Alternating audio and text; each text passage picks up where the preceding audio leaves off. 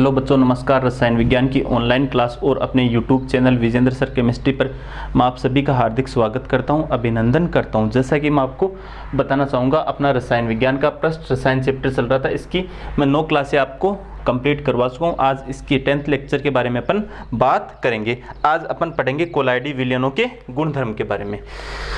अपने को पढ़ना है कोलाइडी विलयन के गुणधर्म। कोलाइडी विलयन के कौन कौन से गुणधर्म होते हैं, उन गुणधर्मों के बारे में अपने को पढ़ना है। इससे पहले वाली क्लास में अपन ने पढ़ा था कोलाइडी विलयन का शुद्धिकरण। वो 3 प्रकार से अपवहन द्वारा, विद्युत अपवहन द्वारा और अति सूक्ष्म फिल्टरन द्वारा अपन ने क्या पढ़ा था, उसका शुद्धिकरण। और अपन ने कोलाइड विलयन बनाने की संगणन विधियां, अपचयन था, ऑक्सीकरण था, उभय अपघटन था, लवणों का जल अपघटन था, विलायक विनिमय द्वारा था और वाष्प को द्रव विलायक में प्रवाहित करने पर था। ये चीजें अपन ने इससे प्रीवियस क्लास में इनके बारे में अपन ने पढ़ा था। आज अपन बात करेंगे कोलाइडी विलयन के गुणधर्म में। इसका पहला गुणधर्म अपन एक एक करके पढ़ते हैं, विषमांगी प्रकृति।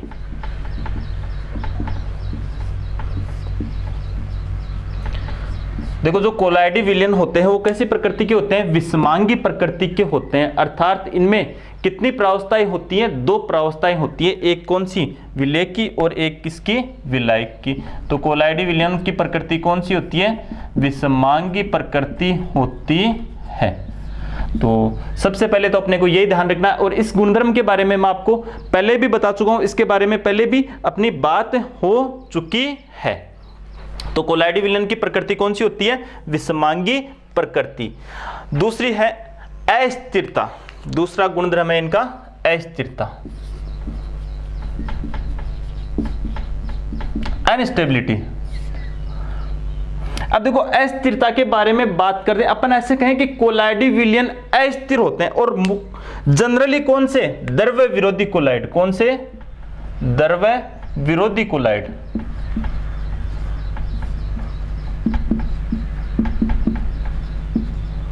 द्रव विरोधी कोलाइड। कौन से विलयन, अपन ऐसे कहें कि कोलाइडी विलयन अस्थिर होते हैं, इसका मतलब अपन कौन से कोलाइड की बात कर रहे हैं, द्रव विरोधी कोलाइड की बात कर रहे हैं। इनमें भी द्रव विरोधी कोलाइडी विलयन क्या होते हैं, अस्थिर होते हैं। कैसे, जब इनका कोलाइडी विलयन बना हुआ है और अपन ने रख दिया तो इसमें जो कोलाइडी कण है वो कुछ समय बाद में नीचे बैठ जाते हैं और कोलाइडी विलयन क्या हो जाता है, समाप्त हो जाता है। इस कारण क्या कहेंगे, ये क्या होते हैं, कोलाइडी विलयन क्या होते हैं, अस्थिर। और अस्थिर भी इनमें मुख्यतः कौन से कोलाइडी विलयन पाए जाते हैं, जो द्रव विरोधी कोलाइडी विलयन होते हैं वो क्या होते हैं, जनरली अस्थिर। क्लियर है।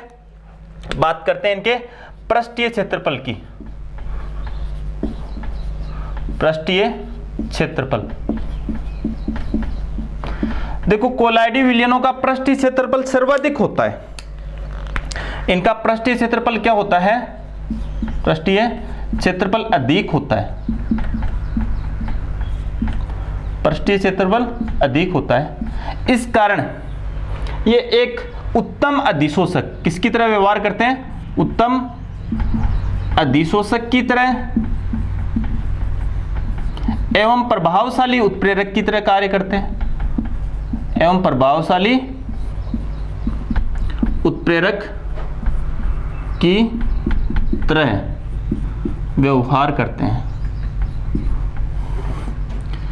ये यहां पर मैं आपको कह रहा हूं, इसके बारे में पूछा भी जाता है कई बार कि जो कोलाइडी विलयन होते हैं इनका पृष्ठीय क्षेत्रफल अधिक होने के कारण ये किसकी तरह व्यवहार करते हैं, ये उत्तम अधिशोषक और प्रभावशाली उत्प्रेरक की तरह व्यवहार करते हैं।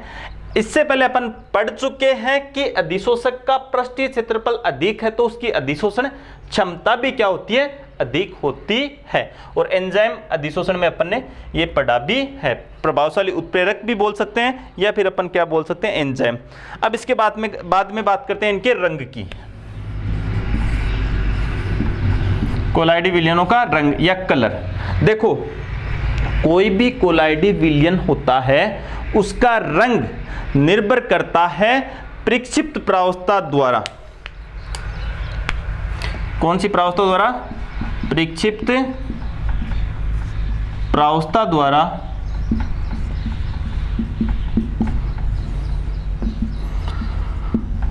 प्रकीर्णित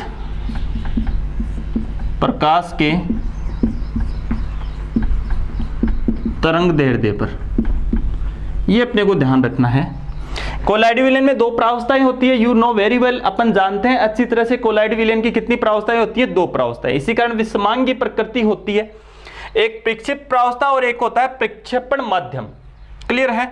कोलाइडी विलयनों का रंग डिपेंड करता है प्रक्षिप्त प्रावस्था प्रकाश के जिस रंग के तरंगदैर्ध्य का प्रकीर्णन करता है, यानी प्रक्षेप प्रावस्था प्रकाश के तरंगदैर्ध्य के जिस रंग का प्रकीर्णन करेगी वही रंग उस कोलाइडी विलयन का दिखाई देगा। वही रंग किसका दिखाई देगा? कोलाइडी विलयन का। कोलाइडी विलयन का वही रंग अपने को दिखाई देता है। तो अपने को यहां पर एक जनरल बात ध्यान रखनी है, प्रक्षेप प्रावस्था के कण या प्रक्षेप प्रावस्था प्रकाश की जिस तरंगदैर्ध्य का प्रकीर्णन करेगी उसी रंग का अपने को क्या दिखाई देगा? कोलाइडी विलयन दिखाई देगा। ये चीज अपने को ध्यान रखनी है। हाँ, और देखो जो रंग है वो प्रक्षेप प्रावस्था के कणों के आकार एवं प्रकृति, ये रंग नहीं, प्रकीर्णन, प्रकाश का जो प्रकीर्णन है, वो जो प्रकाश का यहां पर जो प्रकीर्णन होता है वह प्रकाश का प्रकीर्णन किस पर निर्भर करता है? या प्रकीर्णित प्रकाश की तरंगदैर्ध्य, इसको ऐसे लिखूं मैं, प्रकीर्णित प्रकाश की तरंगदैर्ध्य का मान, प्रकीर्णित प्रकाश की तरंगदैर्ध्य का मान कणों के आकार पर और कणों की प्रकृति पर निर्भर करता है। देखो जनरली अपन बोले, यहां पर अपन आसान शब्दों में इसको ऐसे बोल सकते हैं कि कोलाइडी विलयन का जो रंग है वो उसकी प्रक्षेप प्रावस्था द्वारा प्रकाश के जिस रंग का प्रकीर्णन या प्रकाश के जिस रंग की तरंगदैर्ध्य का प्रकीर्णन कर दिया जाता है उसी रंग का अपने को कोलाइडी विलयन दिखाई देता है। क्लियर हुई ये बात? तो भाई प्रकीर्णित प्रावस्था है, प्रकाश की जिस तरंगदैर्ध्य का प्रकीर्णन करती है वही रंग कोलाइडी विलयन का अपने को दिखाई देता है। और जो प्रकीर्णित तरंगदैर्ध्य है उसका मान किस पर निर्भर करता है? प्रकीर्णित तरंगदैर्ध्य का मान किस पर निर्भर करता है? कणों के आकार और कणों की प्रकृति पर निर्भर करता है। जैसे इसका मैं एक एग्जांपल बताऊं आपको, जैसे चांदी का सिल्वर का कोलाइडोसोल है, किसका है? सिल्वर का कोलाइडोसोल। यदि यहां पर कणों का आकार हो 6 × 10⁻⁵ mm हो तो अपने को कोलाइडी रंग दिखाई देगा पीला नारंगी। कैसा? पीला नारंगी। यदि यही कणों का आकार कितना हो जाए, 9 × 10⁻⁵ mm हो जाए तो अपने को रंग दिखाई देगा लाल नारंगी। कैसा दिखाई देगा? लाल नारंगी रंग अपने को दिखाई देगा। ये दिख रहा है ना सभी को, मैं बोल रहा हूं साथ में। देखो ऐसे कहा ना, प्रकीर्णित तरंगदैर्ध्य का मान कणों के आकार और प्रकृति पर निर्भर करता है। आकार और प्रकृति अगर चेंज हो जाती है तो रंग भी चेंज हो जाता है। जैसे सिल्वर का कोलाइडोसोल है, यदि कणों का आकार 6 × 10⁻⁵ mm है तो पीला नारंगी रंग अपने को दिखाई देगा। अगर कणों का आकार 9 × 10⁻⁵ mm हो गया तो कोलाइडी विलयन का रंग कैसा दिखाई देगा? अपने को लाल नारंगी दिखाई देने लग जाता है। तो बस यहां पर इतना ही ध्यान रखना है, कोलाइडी विलयन का रंग प्रक्षेप प्रावस्था द्वारा प्रकीर्णित किए गए प्रकाश की तरंगदैर्ध्य पर निर्भर करता है। जिस रंग के तरंगदैर्ध्य का प्रकीर्णन होता है वही रंग कोलाइडी विलयन का दिखाई देता है। और प्रकीर्णित तरंगदैर्ध्य का मान प्रकीर्णित तरंगदैर्ध्य का मान कणों के आकार और प्रकृति पर निर्भर करता है, जैसे मैंने बताया ये आपको। क्लियर है ये बात सभी को? अब अपन बात करते हैं नेक्स्ट प्रॉपर्टी। नेक्स्ट प्रॉपर्टी है अवसादन। तो इसको आप एक बार सभी नोट्स में इसी तरह से डिनोट इसको करना है। नेक्स्ट प्रॉपर्टी की बात करते हैं अपन अवसादन की। सेडिमेंटेशन भी कहते हैं इसको, या अवसादन भी कहते हैं।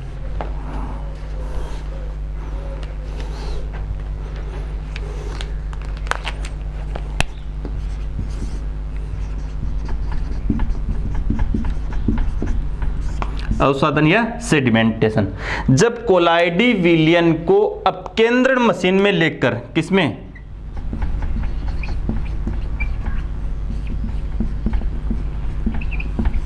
मशीन में लेकर तेजी से घुमाया जाता है, तेजी से हिलाया जाता है, तो कोलाइडी कण क्या हो जाते हैं, कोलाइडी कण निस्सादित हो जाते हैं। क्या हो जाते हैं, निस्सादित हो जाते हैं। यही प्रक्रिया क्या कहलाती है, अवसादन कहलाती है। और इस प्रकार अपन क्या कर लेते हैं, वृहद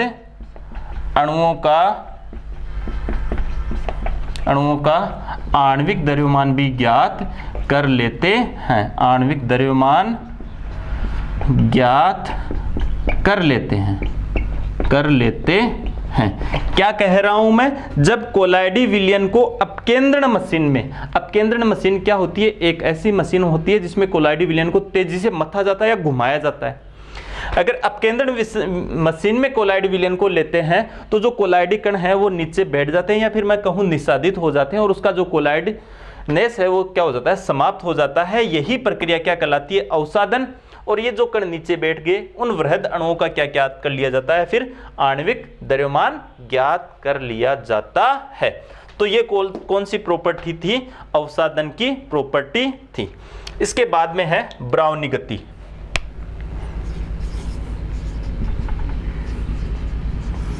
ब्राउनी गति,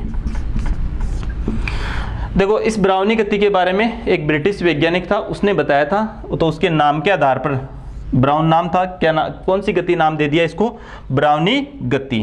किसे कहते हैं ब्राउनी गति, प्रक्षिप्त प्रावस्था द्वारा प्रक्षेपण माध्यम में जो टेढ़ी मेढ़ी गति करी जाती है उसी को अपन क्या कह देते हैं, ब्राउनी गति। तो इसको अपन ऐसे ही लिखेंगे, प्रक्षिप्त प्रावस्था द्वारा, प्रक्षिप्त प्रावस्था द्वारा प्रक्षेपण माध्यम में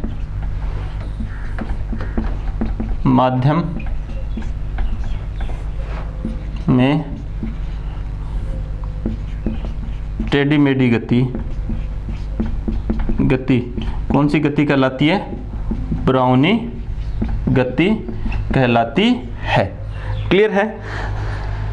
जैसे सिनेमा हॉल में अपन ने देखा होगा, सिनेमा हॉल में जो छोटे छोटे कण होते हैं वो प्रकाश का क्या कर देते हैं, प्रकीर्णन, और उन कणों का अपने को मार्ग दिखाई देता है। जैसे सिनेमा हॉल में जिधर से लाइट पड़ती है तो उधर अपन को कण गति करते हुए जो दिखाई देते हैं ना, वो गति क्या कहलाती है, उनकी ब्राउनी गति। तो सिनेमा हॉल में अपन ने ये सब देखा होगा। तो ये कौन सी गति है, ब्राउनी गति। सिंपल सी है, प्रक्षिप्त प्रावस्था द्वारा प्रक्षेपण माध्यम में जो टेढ़ी मेढ़ी गति करी जाती है उसी गति को अपन कौन सी गति के नाम से जानते हैं, ब्राउनी गति के नाम से जानते हैं। ब्रिटिश वैज्ञानिक अल्बर्ट ब्राउन ने इसके बारे में बताया था। इन्होंने देखा था प्राकण टेढ़ी मेढ़ी दिशाओं में किस प्रकार से गति करते हैं, और उस आधार पर इन्होंने नाम क्या दे दिया उनको, ब्राउनी गति। तो इस प्रकार से ये थे कोलाइडी कणों के, कोलाइडी विलयन के गुणधर्म। अब इसके बाद में अपन पढ़ेंगे टिंडल प्रभाव के बारे में। किसके बारे में पढ़ेंगे, टिंडल प्रभाव।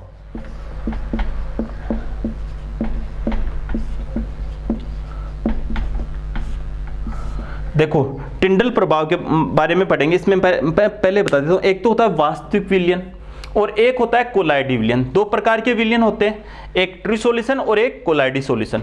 जो वास्तविक विलयन होता है उसमें यदि अपन कोई टॉर्च से प्रकाश किरण पुंज उसमें प्रवाहित करें तो आपको उस किरण पुंज का मार्ग तब तक दिखाई नहीं देता जब तक आप उस टॉर्च की सीध में या उस पथ के सीध में नहीं जाकर के देखते हो।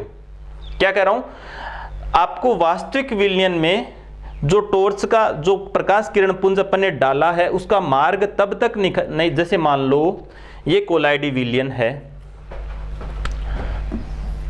ये कोई कोलाइडी, अपन ने यहां से क्या डाली, टॉर्च डाली, तो अपने को ये मार्ग वास्तविक विलयन, सॉरी ये वास्तविक विलयन है, वास्तविक विलयन है तो ये मार्ग अपने को तब तक दिखाई नहीं देगा जब तक अपन इधर से इसको नहीं देखें या फिर इस साइड से अपन इसको नहीं देखें, यानी प्रकाश के पथ में जाकर के देखेंगे तब ही प्रकाश का पथ अपने को दिखाई देगा, अदरवाइज प्रकाश का पथ अपने को दिखाई नहीं देगा। क्लियर है ये बात। अगर यही विलयन कैसा विलयन है, कोलाइडी विलयन, कैसा विलयन है, यदि यही विलयन अपना किस प्रकार का विलयन हो, कोलाइडी विलयन, और इस कोलाइडी विलयन में प्रकाश किरण पुंज को अगर अपन गुजारते हैं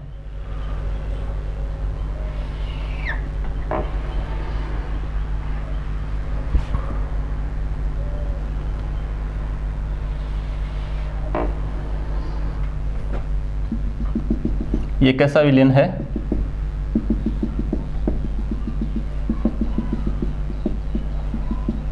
यहां से अपन कोई प्रकाश किरण पुंज डालते हैं,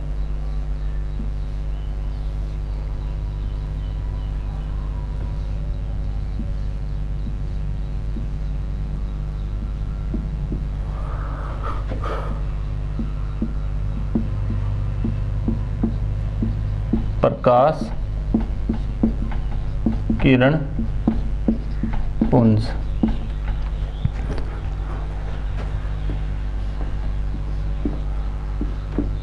ये देखो ये टिंडल कोण बन रहा है, यहाँ पर टिंडल शंकु बन रहा है ना, क्या करें इसको टिंडल कोण, और ये एक दूसरा टिंडल कोण बन रहा है यहाँ पे, टिंडल कोण,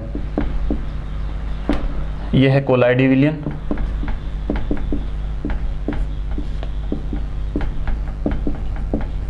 देखो यहां पर अपन क्या कर रहे हैं, इस प्रकाश किरण पुंज को कोलाइडी विलयन से प्रभावित कर रहे हैं, तो अपने को प्रकाश किरण पुंज का ये मार्ग दिखाई दे रहा है, क्या दिखाई दे रहा है, प्रकाश किरण पुंज का मार्ग दिखाई दे रहा है। यही परिघटना क्या कहलाती है, टिंडल प्रभाव कहलाती है। बड़े आसान शब्दों में अपन इसको बता सकते हैं, जब किसी कोलाइडी विलयन में से प्रकाश किरण पुंज को प्रभावित करते हैं तो उसका मार्ग दिखाई देता है, यही प्रक्रिया क्या कहलाती है, टिंडल प्रभाव कहलाती है। तो इस प्रकार से आप डायग्राम बना करके इसको अच्छे वाले वे में बता भी सकते हो, तो बता सकते हो सभी। तो अपन कह सकते हैं जब कोलाइडी विलयन में से प्रकाश किरण पुंज प्रवाहित किया जाता है तो वो एक चमकीली वर्णरेखा के रूप में या उसका मार्ग दिखाई देता है, यही परिघटना क्या कहलाती है, टिंडल प्रभाव कहलाती है। मैं इनको हटा देता हूं टिंडल प्रभाव थोड़ा।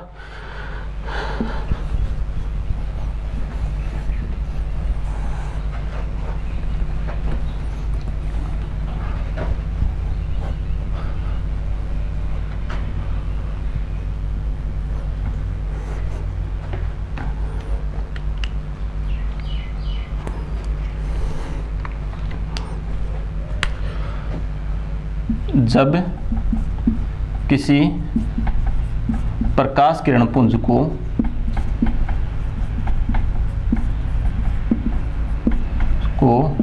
कोलाइडी विलयन में से प्रवाहित किया जाता है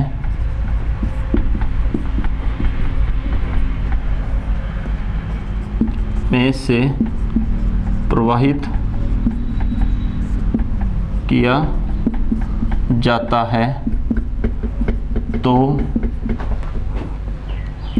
किरण पुंज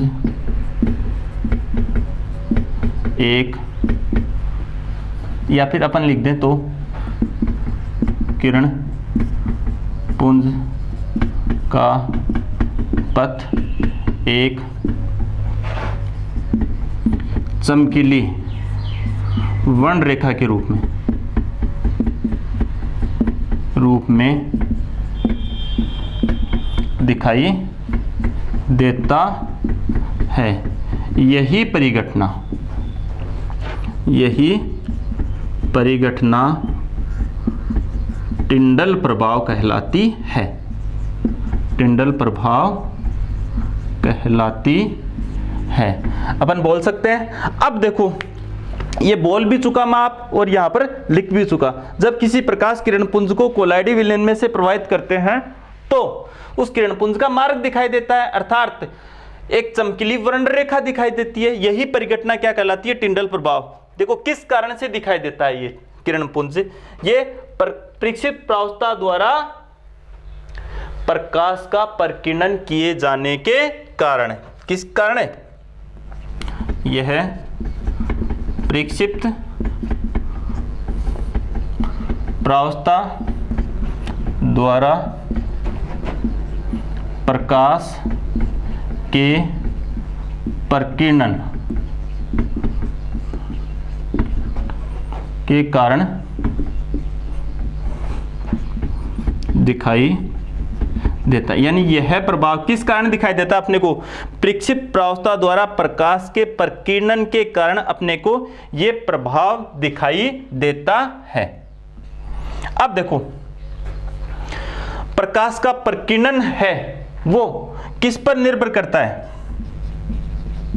प्रकाश का प्रकीर्णन प्रक्षिप्त प्रावस्था एवं प्रक्षेपण माध्यम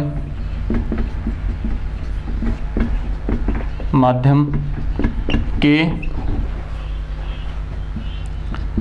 अपवर्तनांक के अंतर पर निर्भर करता है। प्रक्षिप्त प्रावस्था और प्रक्षेपण माध्यम के अपवर्तनांक के अंतर पर निर्भर करता है। और जो द्रव्य विरोधी कोलाइड होते हैं, ऊपर लिख देता हूं मैं या यहीं पर लिख दूं, द्रव्य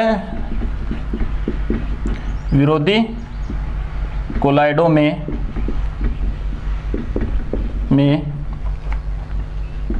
यह अंतर अधिक होता है। यह अंतर अधिक होता है, ये अपने को ध्यान रखना है। ये पूरा टिंडल प्रभाव मैंने आपको क्लियरली यहां पर बता भी दिया है और लिख भी दिया है। जब किसी श्वेत प्रकाश को चमकीले किरण पुंज को कोलाइडी विलयन से प्रवाहित करते हैं तो उस किरण पुंज का मार्ग दिखाई देता है या एक चमकीली वर्णरेखा दिखाई देती है। यही परिघटना टिंडल प्रभाव कहलाती है। क्यों दिखाई दिया चमकीला मार्ग या चमकीली वर्णरेखा? प्रक्षिप्त प्रावस्था द्वारा प्रकाश के प्रकीर्णन के कारण, या प्रक्षिप्त प्रावस्था जो थी उन्होंने क्या करा? प्रक्षिप्त प्रावस्था के कणों ने क्या प्रकाश का क्या करा? प्रकीर्णन करा। क्लियर है? और प्रकीर्णन जितना ज्यादा उतना ही अपने को स्पष्ट दिखाई देगा। और प्रकाश का प्रकीर्णन किस पर डिपेंड करता है? प्रक्षिप्त प्रावस्था और प्रक्षेपण माध्यम के अपवर्तनांक में अंतर पर निर्भर करता है। यदि ये अंतर ज्यादा है तो प्रकीर्णन ज्यादा, कम है तो प्रकीर्णन कम। द्रव्य विरोधी कोलाइडों में ये अंतर क्या होता है? अधिक होता है। क्लियर है ये बात सभी को? हाँ, प्रकाश का जो प्रकीर्णन होता है, प्रकाश का प्रकीर्णन तरंगदैर्ध्य की चतुर्थ घात के व्युत्क्रमानुपाती होता है। तरंगदैर्ध्य की चतुर्थ घात, ये क्या है? तरंगदैर्ध्य तो ये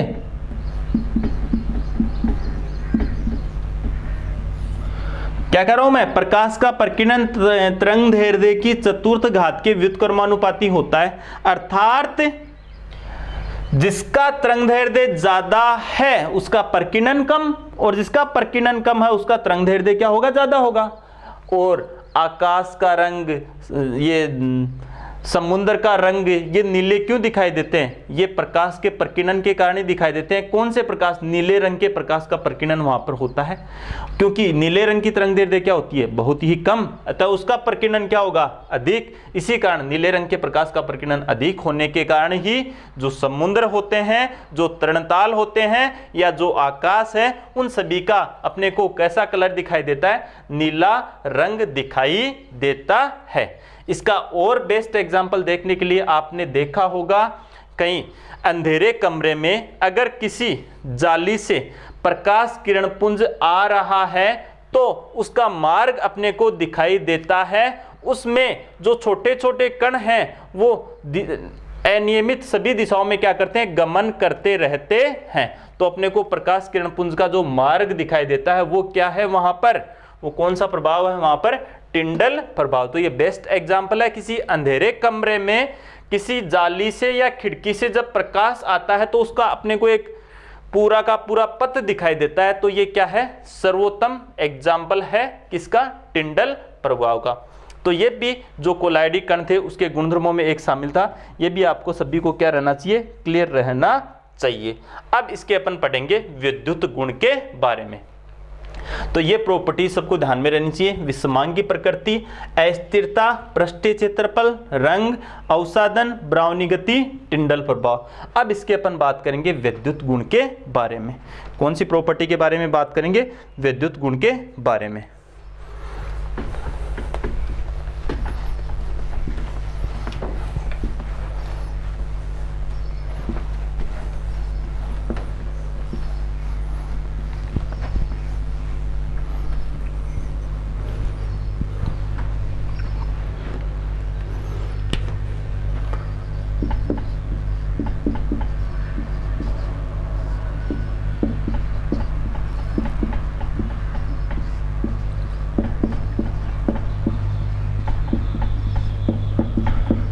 विद्युत गुण। अब देखो, कोलाइडी कणों पर आवेश पाया जाता है। क्या पाया जाता है, कोलाइडी कणों पर आवेश पाया जाता है, और वो आवेश पाया जाने के कारण ही कोलाइडी विलयन क्या होते हैं, स्थायी। आवेश कितने प्रकार का है, 2 प्रकार का। कौन कौन सा आवेश पाया जा सकता है कोलाइडी कणों पर, कोलाइडी कण धनावेशित हो सकते हैं, या तो क्या होंगे धनावेशित, या फिर क्या होंगे ऋणावेशित, या मैं ऐसे कहूं कोलाइडी कणों पर एक समान आवेश पाया जाता है, यानी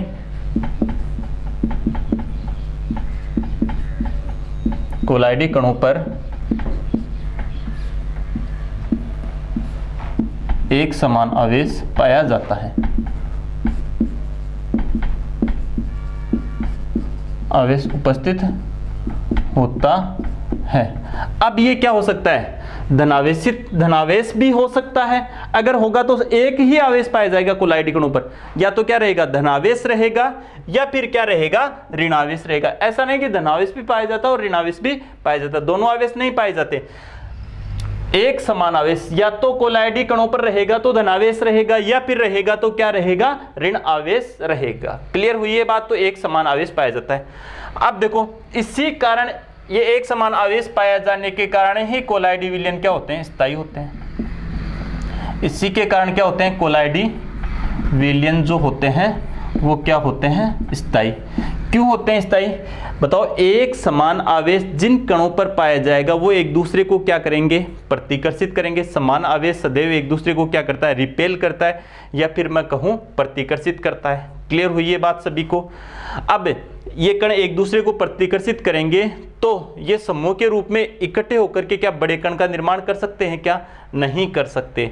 तो ये क्या रहेंगे, एक दूसरे को प्रतिकर्षित करते रहेंगे और विलयन में एक दूसरे से क्या रहेंगे, दूर रहेंगे, समूह के रूप में नीचे नहीं बैठेंगे। तो स्थायित्व का एक ही कारण है, कोलाइडी विलयन के स्थायित्व का क्या कारण है, क्योंकि कोलाइडी कणों पर एक समान आवेश उपस्थित होता है। अब देखो, कुछ अपन क्या देखेंगे यहाँ पर, धनावेशित कोलाइडी सोल, और कुछ क्या देखेंगे अपन, ऋणावेशित कोलाइडी सोल। कब, जब जल को प्रक्षेपण माध्यम माना जाता है,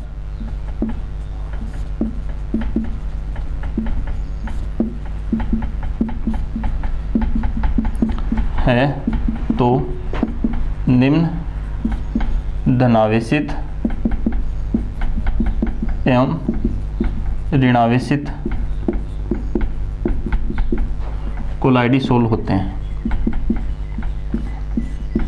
कोलाइडी सोल होते हैं। जल को क्या मानते हैं अपन, प्रक्षेपण माध्यम। किसको मान रहे हैं यहाँ पर, जल को अपन क्या मान रहे हैं, प्रक्षेपण माध्यम मान रहे हैं। और प्रक्षेपण माध्यम के रूप में जब जल को प्रयुक्त करते हैं तो ऋणावेशित कोलाइडी सोल कौन से होते हैं और धनावेशित कोलाइडी सोल कौन से होते हैं, उनके बारे में अपन बात करेंगे। सबसे पहले लिखते हैं अपन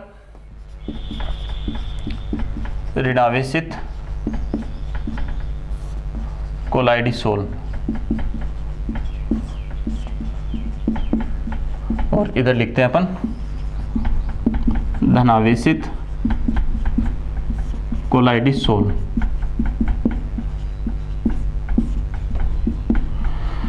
तो ऋणावेशित कोलाइडिसोल कौन से हैं, धनावेशित कोलाइडिसोल कौन से होते हैं, इनके बारे में अपन एक एक करके बात करते हैं। जैसे कुछ धातुओं के कोलाइड, जैसे धातुओं के कोलाइड, जैसे कॉपर के हो, जैसे सिल्वर के हो, जैसे गोल्ड के हो और जैसे प्लेटिनम के, सभी के सभी कैसे हैं, ऋणावेशित कोलाइड हैं। कैसे कोलाइड हैं, ऋणावेशित। इसी प्रकार यहाँ पर जलयोजित धातु हाइड्रोक्साइड, जलयोजित धातु हाइड्रोक्साइड, जैसे FeOH का होल थ्राइज। FeOH का होल थ्राइज कैसा कोलाइडिसोल है, धनावेशित कोलाइडिसोल है। इसी प्रकार अपन देखें एल्यूमिनियम का हाइड्रोक्साइड, इनके जलयोजित ऑक्साइड भी होंगे, Fe2O3 डॉट XH2O, और कौन सा होगा Al2O3 डॉट XH2O। ये क्या होंगे, सभी इनके जलयोजित धातु हाइड्रोक्साइड। ये धातु हाइड्रोक्साइड है और ये जलयोजित क्या है, यहाँ पर ऑक्साइड है। ऐसे लिखें इसको, धातु हाइड्रोक्साइड, ये धातु क्या है, हाइड्रोक्साइड, और कुछ क्या है जलयोजित, इनको ऐसे बोले अपन धातु हाइड्रोक्साइड और जलयोजित धातु ऑक्साइड। ये क्या है, जलयोजित धातु ऑक्साइड, इनको अपन जलयोजित धातु ऑक्साइड कह सकते हैं। और ये क्या है, धातु हाइड्रोक्साइड। धातु हाइड्रोक्साइड ये है, फेरिक हाइड्रोक्साइड, एल्यूमिनियम हाइड्रोक्साइड, जलयोजित धातु ऑक्साइड। कैसे सोल बनाते हैं, ये धनावेशित कोलाइडिसोल बनाते हैं। अब अपन देखते हैं जैसे कुछ धातु सल्फाइड, धातु सल्फाइड, जो धातु सल्फाइड होते हैं ये भी कैसे कोलाइडिसोल बनाते हैं, ऋणावेशित कोलाइडिसोल बनाते हैं। जैसे cadmium sulphide, arsenic sulphide, AS2S3, एक एंटीमनी सल्फाइड भी होता है। ये किस तरह के कोलाइडिसोल बनाते हैं, ऋणावेशित कोलाइडिसोल बनाते हैं। कुछ ऑक्साइड, जैसे कुछ ऑक्साइड TiO2, ये ऑक्साइड क्या बनाता है, कैसा सोल बनाता है, धनावेशित कोलाइडिसोल बनाता है। स्टार्च, जिलेटिन, इनके कैसे सोल बनते हैं, स्टार्च के, जिलेटिन के कैसे सोल बनते हैं, ऋणावेशित कोलाइडिसोल बनते हैं। और जो क्षारीय रंजक होते हैं, मेथिलीन ब्लू,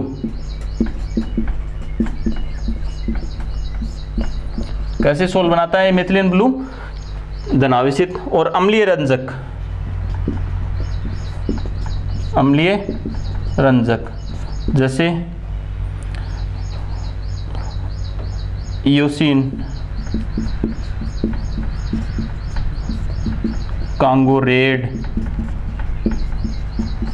ये अम्लीय रंजक है। ये अम्लीय रंजक कैसे सोल बनाते हैं, ये अम्लीय सोल ऋणावेशित कोलाइडिसोल बनाते हैं। कुछ अन्य भी हैं, सिलिसिलिक अम्ल है, मिट्टी है, हीमोग्लोबिन है, जैसे ऋणावेशित में सिलिसिलिक अम्ल, मिट्टी, हीमोग्लोबिन,